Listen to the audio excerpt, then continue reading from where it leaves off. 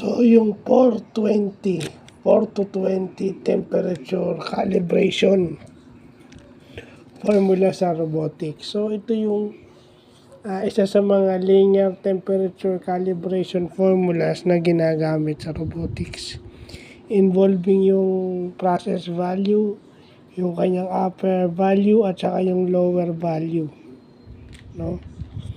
At may constant siyang 16 kasi yun yung yun yung 20 minus 4, no? 16, yun yung span.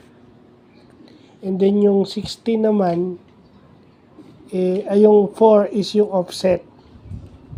Yung plus 4 sa formula, no? Kasi yung value na yun, i-divide, pinaprocess mo, plus 16 plus 4. So yun yung span at saka yung offset na formula, no?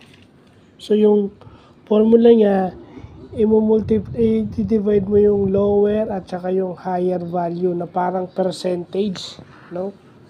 And then pag nakuha mo yun, ita-times mo sa 16.